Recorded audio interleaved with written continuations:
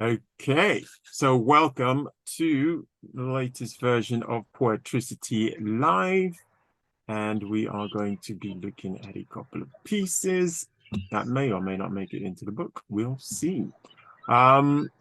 This one is called Sour Memories, and I'm going to read it.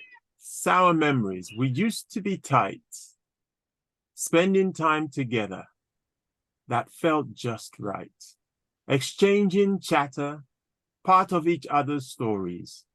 Those are our memories. I ruminating on how things should be, disappointed by our present apathy. That can't change. The beauty sealed in those moments in history. Save the mind and its comparisons. The sure way to sour memories. I'll read it again. It's called Sour Memories. We used to be tight, spending time together that felt just right, exchanging chatter, part of each other's stories. Those are our memories. I, ruminating on how things should be, disappointed by our present apathy. That can't change the beauty sealed in those moments in history. Save the mind and its comparisons, the sure way to sour memories.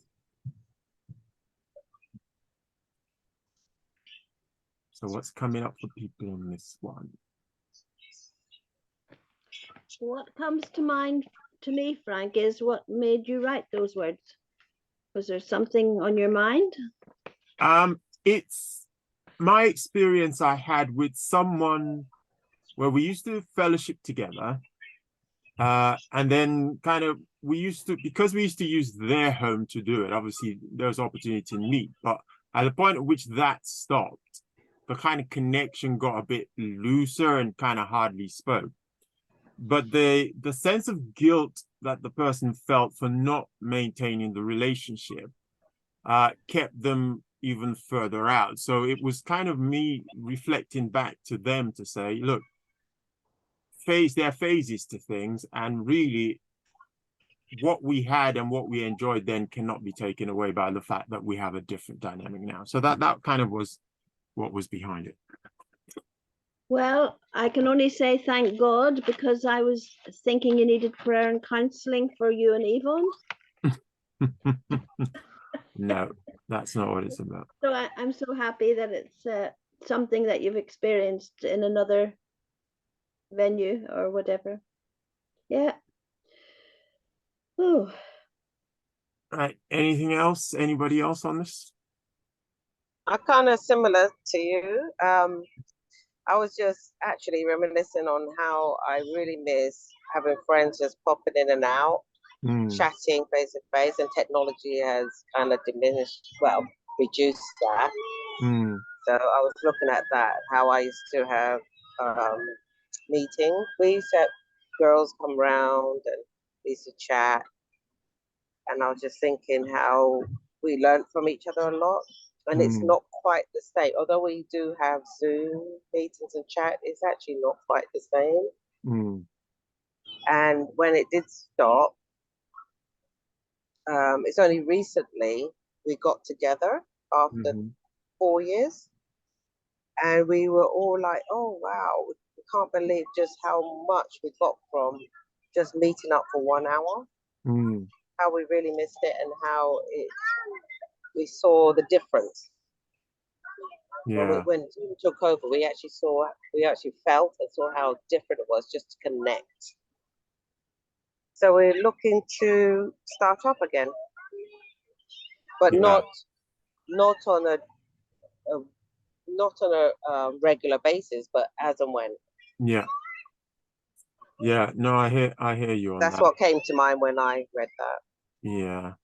And I go to paste the note that it's kind of not one or the other, because Zoom might make it more possible to connect more often, but not in replacement for the opportunity to connect physically. So yeah, thanks for sharing that. Anybody else? Yeah, I found these words to be quite current for me, because I lost a friend who just basically ghosted me, which is not very, I understand why that happened, because she was very ill, you know, so she could not, you know, keep up with all the relationships, and it just, but the fact that it happened in such a disruptive way, for me, it soured even the good memories. And I'm currently trying to sort of just give myself time. I cannot undo what happened, you know, and I can't redo it or anything. I just need to let it be as it was, and then let my mind kind of accept the new reality. And hopefully those sour memories of good times are not twisted anymore, you know, so that I can remember the good things as they were. I love that. I love that. And I tell you what came to mind just as you're speaking is that's the idea of grieving what was. Yeah. And allowing that grieving process to kind of play itself out. And as in when like people actually pass away, one of the things we use to encourage ourselves is, okay, I'll hold on to the good memories of the times we had together. And I hear you say for your mind to kind of settle down and come to that place where it kind of able to do that. Yeah. Thanks for sharing. Muriel, anything from you on this? Well, can I be quite personal? Of course you can. Monday the 28th was the death of my dear husband who went to glory in 2021. And like you say, the good memories are just very important. But interestingly enough, I mean, it is very personal. On the Sunday night before the Monday, 28th, I had a phone call from an Irish, a Northern Irish lady saying, could I speak to Wilbert, please? That was his name. I said, well, I don't think you can. She said, well, he's painting my house tomorrow and I need to tell him what color he's going to paint it. Wow. I said, well, I'm so sorry. He'll not be painting your house tomorrow because he's in glory. I said, but could you tell me where you got the number from, please? And she gave me the name of Jean, who was our best man's wife at our wedding 54 years ago. But her painter was called Wilbert. And we ended up making a friendship, and she was going to pray for me on the Monday, knowing that I had lost my Wilbert. So I said to her, she was so shocked, she was so embarrassed. Well, I didn't see the embarrassment, but I could hear it in her voice. She was so upset that she'd, you know, disturbed me with that question. And I said, look, it's the Lord showing me that he still cares and he knows all about everything. So don't be upset. And we ended up having a good friendship. So, well, but then, right, like Raquel was saying, years pass and friendships change. We're all in different groups sometimes. Like Wilbert and I led the church. We've met many people over the way, but we don't keep up with them all, but we can't, or we couldn't, sorry, I should say. So I guess it's, I mean, when you say ruminating, I mean, that's actually dwelling on negative feelings and being distressed, and we can't afford to do that. We need to be getting on. And like I could have been going through my mind what the lady had done, why she did, you know, why was it to do with that? But I just thought, no, it's God saying, keep going, you know, he knows all about it. So that's my story. Yeah, that's such a beautiful share. That's yeah, thanks for sharing that. And what's interesting with your use of the word, the key word on the ruminating itself is really just thinking about something over again, but it's not necessarily negative in itself. The key is the rumination is in how things should be as opposed to how they are. And that's the key difference there. And what I hear you say that again for me. The key element there is the ruminating is not on how things are, they're on how things should be. And what I'm hearing you say actually is that you make peace with what is, the reality of what is, and that allowed you to take that phone call in a different context, compared to actually the person who made the phone call, who's thinking, wow, what have I done? Have I upset somebody? Have I triggered somebody?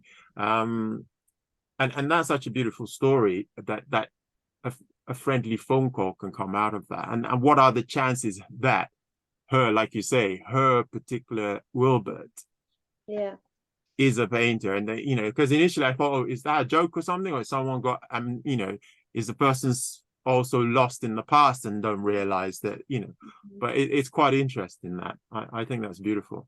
Thanks for sharing that. Okay. Anything else on this before we look at something else?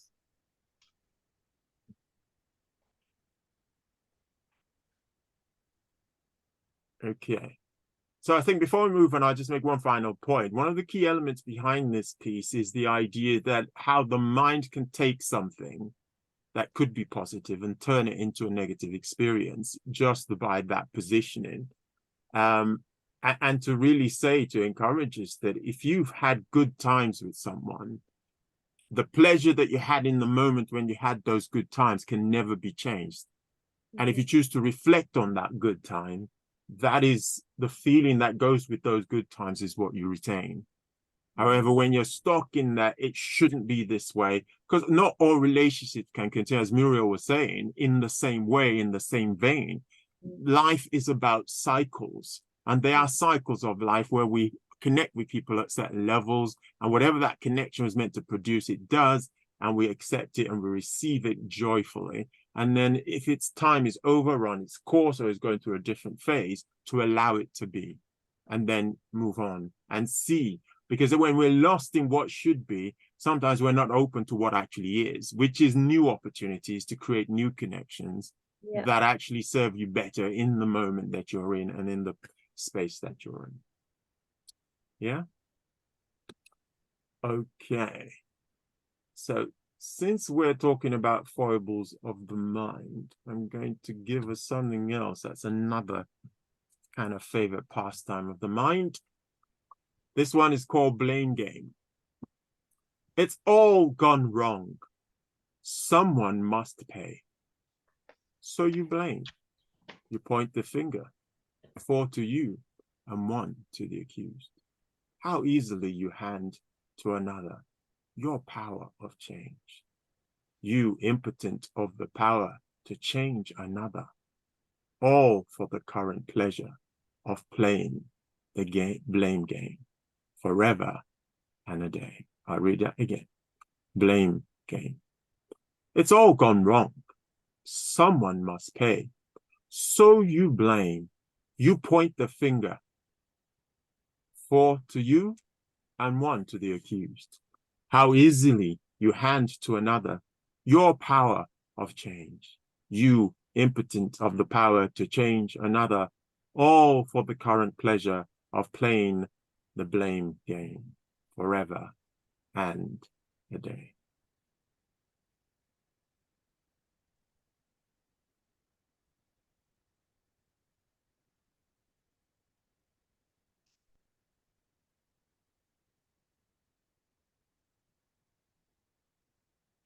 Are these all personal to your life's journey, Frank? Some, and others are kind of observation of people I work with in my coaching. This one is kind of common to all human experience, to be honest. What I get from this is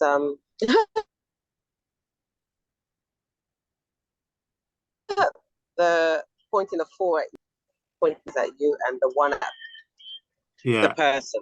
Like, yeah, that's very interesting. And it's sometimes we don't see that it could be ourselves, and we're only seeing the one thing that the person is doing that's wrong. So it's so easy not to see it. And I think I've come to that conclusion recently that I need to reflect on what other people are saying or seeing that I may not be seeing before I point the finger. And it's not, it's difficult, I think, because you think you know what the situation is until you go back and reflect, and it may not be. yeah, I think that resonates with me. And could be so, but even responding to whether I'm wrong or right now is difficult. Yeah, so this resonates with me. Thank you very much for sharing that, Miguel. Yeah, it's an interesting one because the reason I put this on the table is that this is something our mind does, and it's us being aware that it's doing it so that we kind of know how best for it to serve us or not, as the case may be. But we'll go more into that. Anybody else? Yeah, I was thinking when I heard that one, I was thinking it's easy to blame others rather than to look at ourselves. And sometimes we use blame to avoid as a way of avoidance. Because sometimes, depending on what the situation is or what we're trying to avoid, sometimes it can be something quite painful. We don't want to experience that pain, so it's easier to project it on somebody else. Yeah, that's a powerful share, actually. And if I may just offer a refinement to that, is the fact that the mind does that on its own without you having to help it at all. Is that an automatic response to, oh, this, yeah, like you rightly say, this could be pain. We don't like pain. Let's quickly find, okay, quick, we'll find someone to blame. We'll point the finger somewhere else. We'll project it out so that we can relieve ourselves of that opportunity to experience pain. Pain, of course, has a purpose. And again, we'll come to that. But yeah, thank you for that. Anybody else? Yeah, I also thought it's a self-defense, reaction that usually comes when you get into a situation that's negative, or you find yourself in a negative light, So it happens, like you said, just automatically. And I try to sort of catch myself in those moments. But it's equally disturbing sometimes is that I also blame myself a lot. And that's not taking me anywhere either. Regret only creates more regret. It's not really a solution. So I think it's just that growth mindset that allows you to, to change. So try and catch yourself and retrain, over and over again until you get over. Yeah. Yeah, thanks for pointing out the fact that you can then turn that blame on yourself as well. So blame pointed anywhere is not helpful. It's the point, because blame only encourages shame. So it's kind of not helpful in any way. But there's a way we can use the situation to serve us, and which is what kind of we'll eventually get to. But I'm interested in hearing what other people might have to say on this. Muriel, anything on this? Well, I once saw a badge once saying it wasn't me. But I think with this poem blame game, I'm going to put it on the fridge, because I've got 7 grandchildren, and if I move anything at all, it's always my fault, because I can't remember where I've moved it to. So I'm going to put it on the fridge. Oh, I love that. That is interesting. Okay. All right, so let's dig into this a bit more, because I think we kind of get the gist of what's at play there. Our mind kind of uses blame to deflect from ourselves, because it feels that if we were to own whatever this is, it would be too painful for us to survive, which is not true. In fact, anything is showing up for our good, so that we can grow. One thing I also put on the table, and I've got a different piece that kind of really puts this out there, is that actually one of the beauties of us being in relationship with other people is the ability for us to be able to see ourselves in those people. So the ability to see reflections and blind spots. So things that would otherwise not become obvious until we see it in other people. Then we recognize how we feel about that thing, right?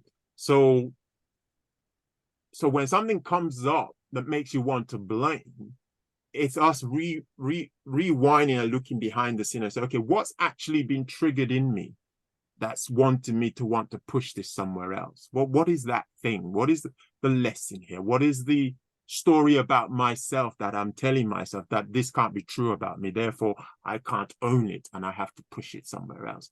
So it's kind of seeing what is that thing there, and and your relationship to that thing. Because here's the point: whatever showed up for you that you have been part of is your truth and your reality in that moment. Now, if you are creating shame about that thing, rather than being able to deal with it and say, what does this mean for me? And what can I learn from this? And how can I evolve from this? That the reaction then is to push it on someone else because you don't feel like you can deal with it. That is the healing that needs to take place. How can you be at peace with the truth and the reality of what has actually taken place? And then how can you find a better way to respond into those situations or dealing with those things to where there would not be a sense of shame about it? That is the invitation. But when we use blame and we let it play its course and don't catch ourselves in it, we may feel better temporarily, but actually we've not dealt with the root issue that life is trying to give us the opportunity to deal with. We've basically passed it down the line. And what ultimately happened is almost like a stone rolling down a hill, gathering more and more weight. When you experience this same thing in the future, it could actually have bigger consequences. It could have bigger impacts. So actually, the sooner we come to peace with it and deal with it, then the sooner we heal, evolve, which is what it's there for, and then we get the benefits from that experience. Secondly, as well, it then now, when we're able to make peace with ourselves with it, we can also hold other people with more compassion and not cast shame on them as well. So what we heal for ourselves allows us to be able to hold other people and give them more grace to grow and evolve without shaming them, because we feel no need to shame ourselves. Right. Okay. So let's have a look at this one. This one's an interesting one because it's kind of what you make of it, but I'll put it out there and see what you do make of it. All right. This one is called law problem. There are those laws of nature. They carry consequences. When you go against them, they are non-discriminating. That's why they are called laws. Don't much care for reputations. They dutifully do what they do. That's what they're there for. We have a problem if we don't get the results we want. An invitation to find out which law we've tried to run roughshod over. We can huff. We can puff. It won't change. It's just doing what it always does, till you pay it the respect it deserves. So natural order is restored. That's why it's called a law. I'll read that again. It's called law problem. There are those laws of nature. They carry consequences. When you go against them, they are non-discriminating. That's why they are called laws. Don't much care for reputations. They dutifully do what they do. That's what they're there for. We have a problem if we don't get the results we want. An invitation to find out which law we have tried to run roughshod over. We can huff. We can puff. It won't change. It's just doing what it always does, till you pay it the respect it deserves. So natural order is restored. That's why it's called a law.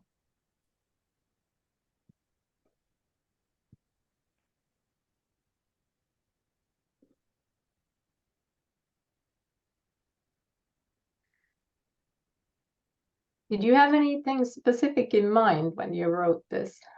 Right. So it's kind of, it came from the idea that sometimes we make fuss. So let's go back to the blame game, actually. Like sometimes we're blaming people for things that we have violated a principle. So so it's like gravity, you jump, you come back down, right? So it's kind of, yeah, but they start blaming someone else because you came back down. Well, okay, well, I jumped. I chose to jump. So rather than owning the fact that you've done something that carries a consequence that just happens, and just owning that and recognizing, okay, actually, if I didn't like that consequence, I maybe shouldn't do that action, right? And then in essence, we say there's a problem, and a lot of things we call problems is just us not respecting those laws. And we invite those into us. So once we understand that, okay, but this is not personal, this is not the universe conspiring against me. I have just missed the principle here. I've just not respected the cause and effect at play, and that's why this happened. I can make peace with that, and I can just move on, rather than getting stuck and creating a story about how I'm a victim because this thing has happened, when I haven't owned the fact that actually what I've done is done something that attracts a certain consequence or response, which is actually natural. That is, you know, it's like hitting yourself. You know, there's a tree there, you bump into it because you're not looking where you're going. Well, actually, yeah, is it personal? No, the tree's there, you didn't see it. It's unfortunate. Next time, keep your eyes open, you see the tree, step to the side. So life could be a lot simpler if we just accept that there are laws, you know, action cons, and we can own that, rather than trying to make a different story out of it that we then make self-perpetuating.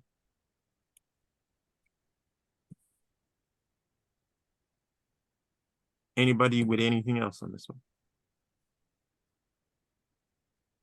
No, thank you for that. I think it's it clarifies it, and I love comparing nature to real life, because nature does everything, like you say, it doesn't discriminate. You know, if something is if a tree falls, that's supposed to fall, and it can stay down, and it will, you know, just run through the ecosystem and the benefits that are part of it. And we tend to want to fix everything. And some things are not meant to be fixed, you know, they're meant to be accepted. And I think that's the important part of this, that there may not even be a problem. We're just getting up, you know, a problem out of something. You know, that's really. I love that. And I think there is an egocentric bias in the Western world that has to do with the idea that we as human beings should control everything and should have everything the way we want it, rather than the other way around, and observing what nature is doing and respecting that. So that's another angle on it. Thanks for bringing that up. Beautiful. Anybody else? Yeah, just quickly, it just came to light when Maria was saying that. My mum used to say, if you ain't fixed, don't break. If you ain't broken, don't fix it. Yeah. And I remember that rings true. It does ring true, especially what I see now.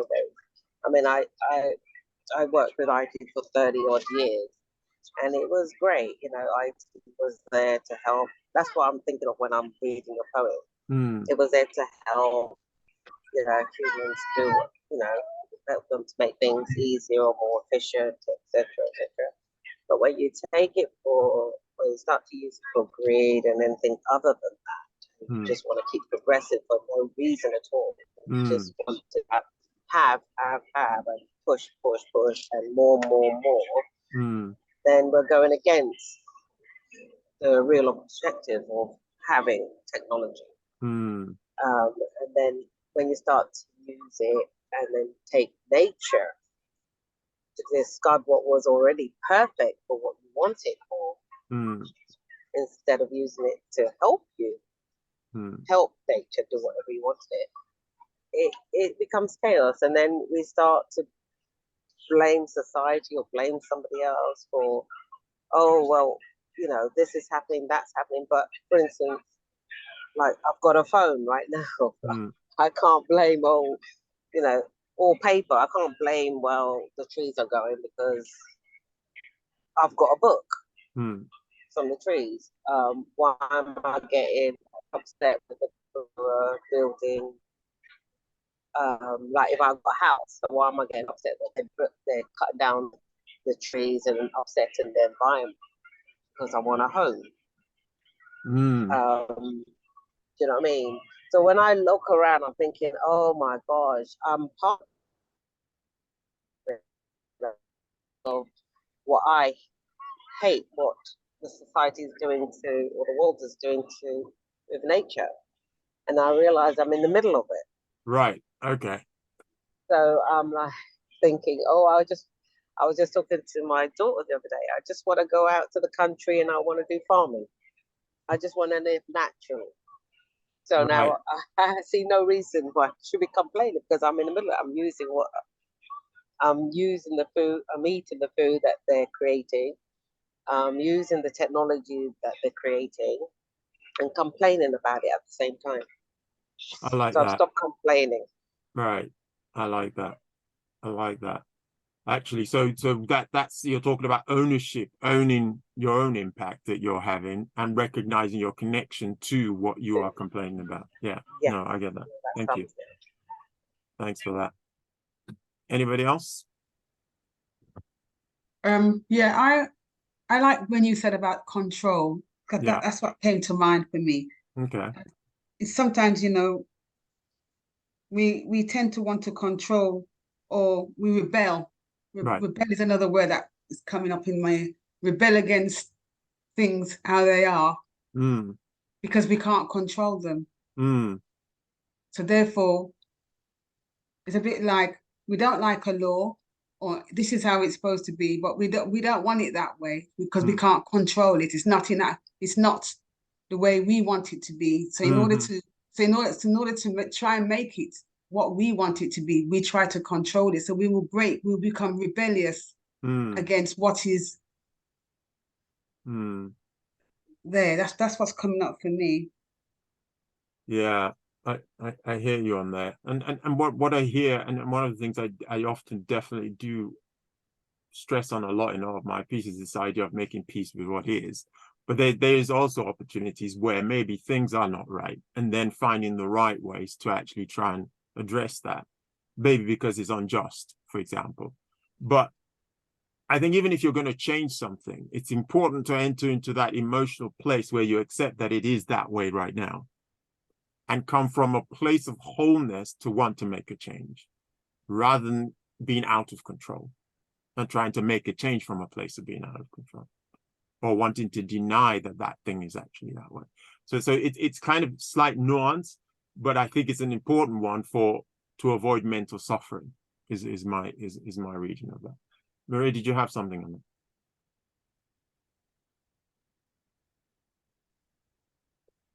Sorry, were you asking me? Sorry. Maria, no. Maria. It seemed like Maria was about to speak, so I was just preempting that. But oh, sorry, no, it just kind of reminded me of something when I was when I walked through national parks a lot, and people from different parts of the world come on the trails, and then I see some native ones, you know, Finnish ones, and they keep destroying things, you know. They pick up flowers, or they put up their fireplaces wherever they want, and you know, they're not actually following the rules. And what's really funny is that when you try and confront them about it, they become completely, it's like they don't see you, you know. So their first reaction is to ignore you. Interesting. And when they finally acknowledge, because you approach them again, then they're like, oh yeah, there's nothing whatsoever. And it's interesting to me that people can be so blatant that seriously cannot open their eyes to the laws of nature. It doesn't even, they're not even on that level of thinking about it, or realizing it, or understanding the greater concept of what it means, that it is a chain reaction of what we do that, you know, accelerates towards the end. And I always find it very difficult how to approach people who behave like that, because there's like nothing you can it's like Teflon, you know. Yeah. And it's an interesting one, actually, because I kind of think I have a lot of sympathy for those people, because there is a lot that could prepare you to be conscious of your true relationship with nature if you are in the right environment where that is pointed to, where that is highlighted, where that is championed. but unfortunately, I don't know what it's like there over there, but certainly here in the UK, and I know in the US, a lot of education is predicated on the fact that nature is there to do what we want it to do, and we have a right to make nature bend to us. That kind of is the subtle message in all the ways that we are being educated, manipulated, whatever you want to call it. And I think really sometimes not until we grow up, come out of that system and have the good fortune maybe to get into other materials, meet other people who are so way, and then we can get influence to start looking and understanding, oh, wait a minute. Oh, actually, maybe we have this the wrong way around. We have been invited into nature to exist and experience it, not to control it. And because we're not smart enough to know where the balance lines are with what triggers what, because this is something that's been running for God knows how long, and we've come into it for a short span of life, and all of a sudden we think it's there for us to control. It kind of doesn't make sense, but once you've been told something and taught something all this time, unfortunately anything can make sense. Absolutely. I mean, we're like the tourists. Yeah. On Earth, in a way. Yeah, and it's interesting we've ended up there, because there's quite a few pieces in here that talks about nothing else but nature. And I was inclined to kind of go there, but before we do that, Muriel, did you have anything on this piece specifically? Sorry, I got interrupted. There was someone at the door. That's all right. I wasn't particularly thinking of just nature. I mean, go on. law is law, isn't it? And there is a saying, I'm not sure if this is correct, the law is an ass, some people have said. But I was thinking more of people that have been put into prison injusticely, because they haven't done it, but they've been put there, and then it's been proved that they. So that was the justice I was thinking of, and the law. No, I hear you. That's certainly another take on law. I think what I was pointed to here was specifically the laws of nature, simply because of our relationship to it. But you're right, there are laws that people put in place. And that's why I talked earlier on about this idea of injustice, that there are injustices that can not be serving us, that people can stand up and say, no, this is not right, because it's not equitable, because it's not. So this is the point here. The laws of nature are non-discriminating. I think Maria pointed to that as well. But you're saying that there are laws that are actually discriminating. There are actually laws that are actually affecting certain people adversely than others. Whereas the law of nature is not like that. It's kind of equal to everybody. And if you respect it and work with it, you will reap the benefits and rewards of it. That it kind of is the point. Okay. So let's just have a celebration of nature. See how far we get. This one is called Nature Paints. Nature paints the best picture, how they all blend so beautifully, interplaying off each other. Amazing to think they're all made from the same essence, showing up as nature needs it to be. I'll read that again. Nature paints. Nature paints the best pictures, how they all blend so beautifully, interplaying off each other. Amazing to think they're all made from the same essence, showing up as nature needs it to be.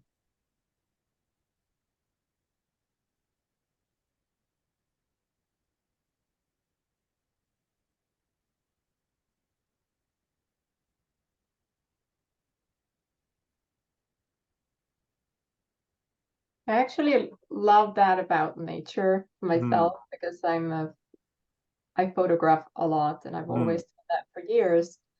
And I always admire the fact that something that my human eye would not necessarily mix together are complete harmony when I look at nature. So, despite whether it's blue, green, red, orange, it all makes sense, in a way. It's all beautiful. And that's what I would like to adopt to myself. So when I look at the world, and when I look at people and their different behaviors, I could take that step back and see the beauty instead of looking at how, you know, things are wrong or they aren't as they should be or whatnot, you know, because that's in nature, it just works. And it's made of light, most of it. It's a reflections of light, the same as we are, you know, different spectrums. I love that. I love that. And that really does call out some of the things. And I love how you then applied it to us and how we can look at situations and okay, it might not look wrong, but let's look again, actually, because we might see how this serves the whole or how this could serve something else. Yeah, and I love that idea between, you know, what we see as different colors all come from the same spectrum of light. And it's amazing that what we consider different is just the same thing manifesting differently in order to create a blend that is not bland, but rather colorful. And so you're dealing with different characters, different individuals, everybody were the same. What kind of world would we be experiencing? That sort of thing. Anybody else?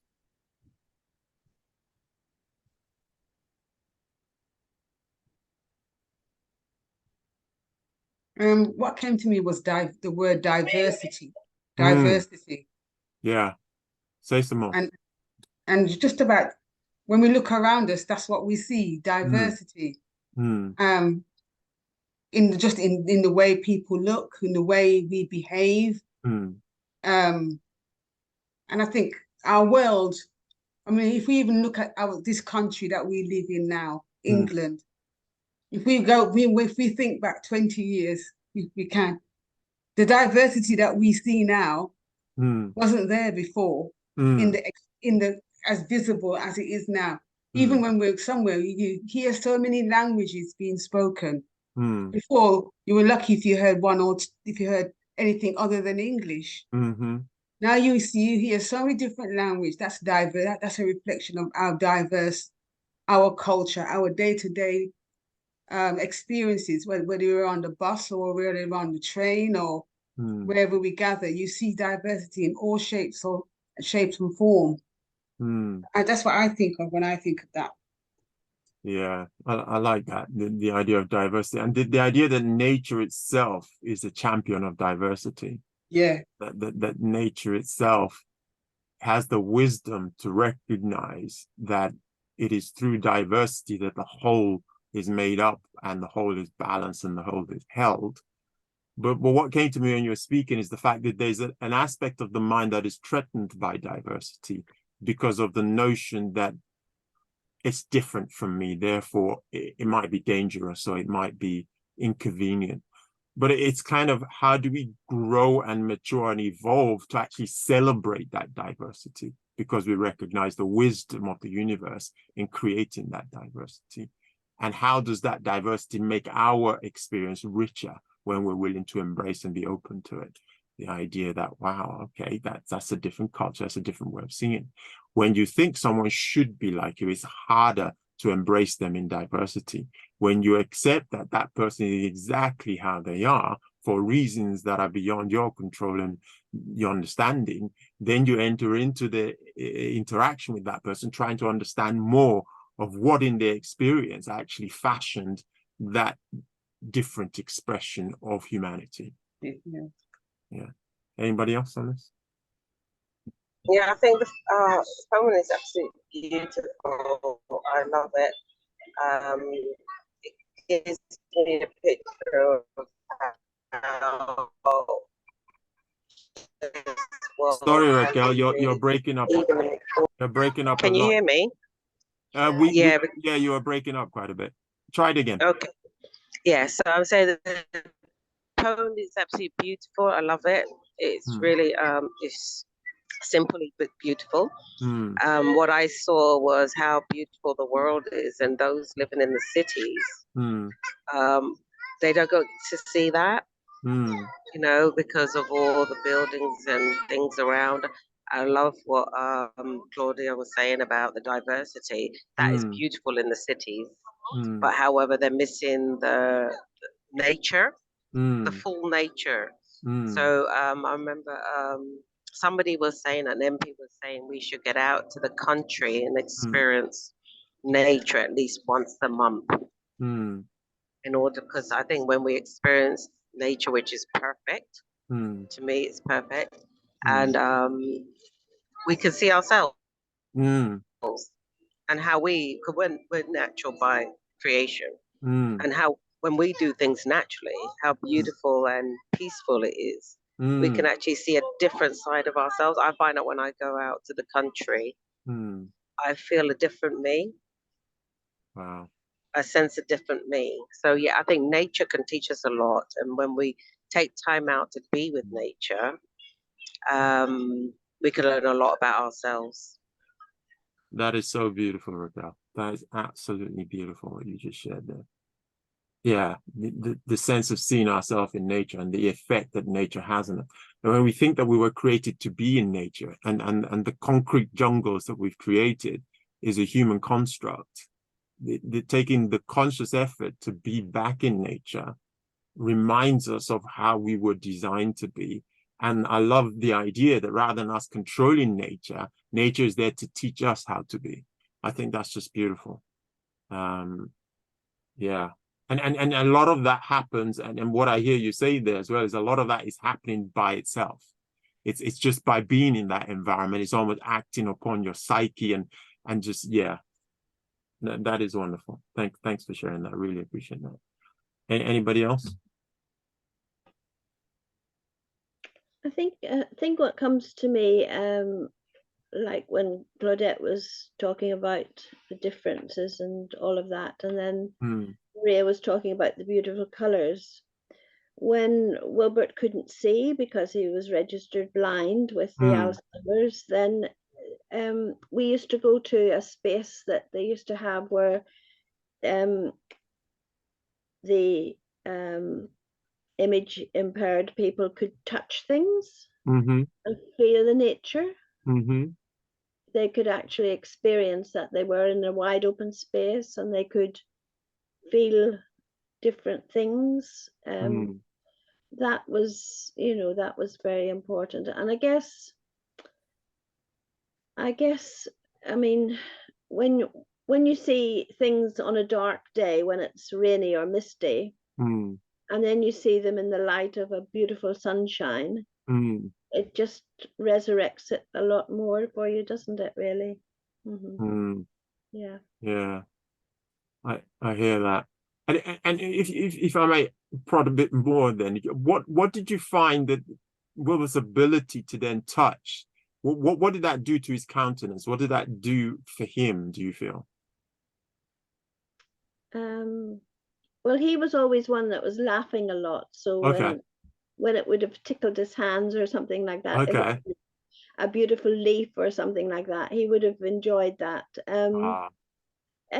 Well, there was all different reactions from the people, but I guess I feel it as well when I appreciate it so much now that I can see it, but I've got glaucoma, so I've got to be aware that someday I might not see it as clearly, but it's to appreciate what we have today and just to soak up the beauty of nature. And like Maria was saying, taking photographs is just so precious, because even when you take a photograph, you can see something that you haven't seen yourself when you look at it in a photograph. Yeah, it's all very deep, Frank, but thank you for raising it, bringing it out. Yeah, it's beautiful, isn't it? And what you said there just brings me to this piece, which we'll probably finish with. It's called Sky Painting. The universe painted the sky with colors so pure, filled with hues so deep, framed it all for us to see, a message so clear, silently whispering, I love you in every scene. I read it again. Sky Painting. The universe painted the sky with colors so pure, filled with hues so deep, framed it all for us to see.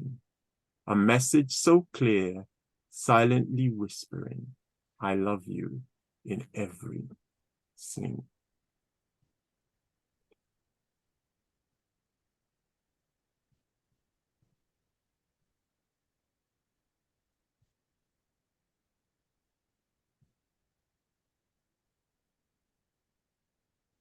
That's so beautifully written. Thank you for that.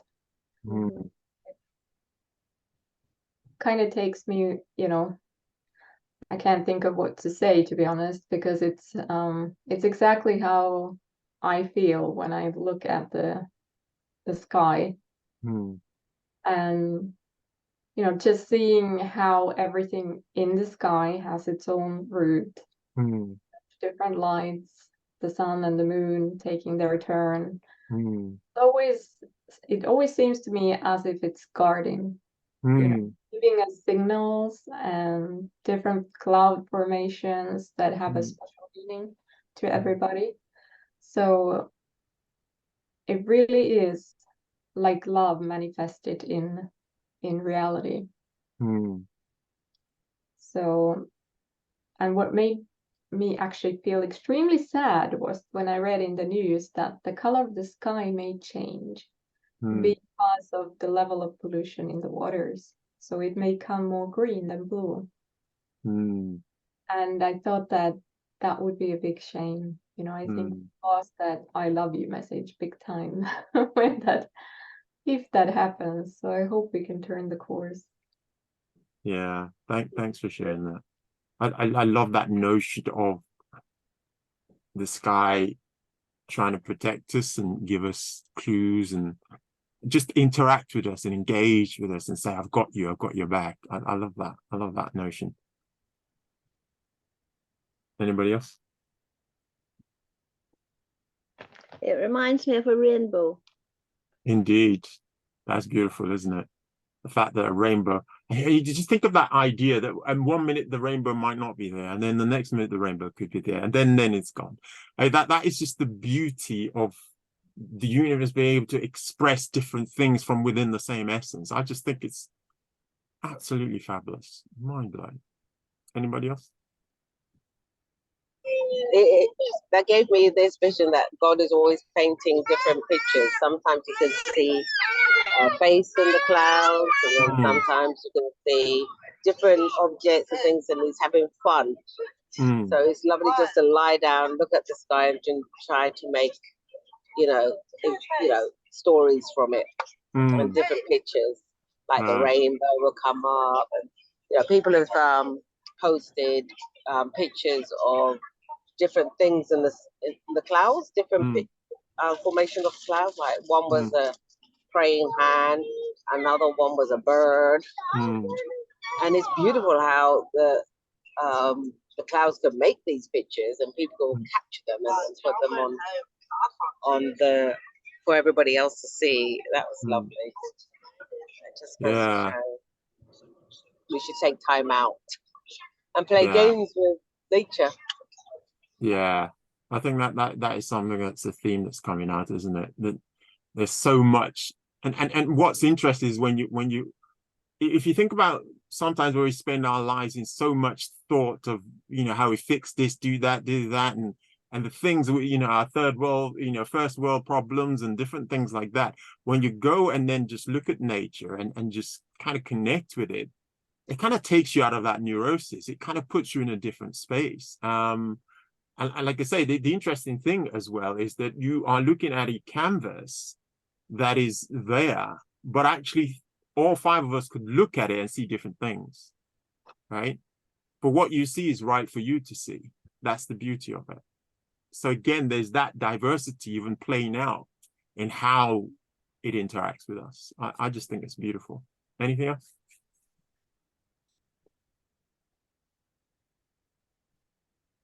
I think this one is a bit similar to the one you read before. Yeah. There's some similarities. But we'll talk about painting basically. But I think what's interesting about this one is the sense that what you see out there is for you, not against you. It's not something you need to control. It's something that's there that loves you. It's saying there is love there. There's something here that wants to embrace you. There's something here that wants to say it's okay. That kind of was the kind of extra nuance on that. Well, it's been an absolute pleasure. Where did all that time go? You've been also wonderful, and there's been so much beautiful stuff that's come out from this. And I just want to wish you all the best possible weekend. And yeah, hopefully we'll get to do this again some other time. Yes, thank you. And then bye, everyone. Bye, everybody. Thank you, Frank. Bye, everyone. Bye. Bye. Bye, everyone.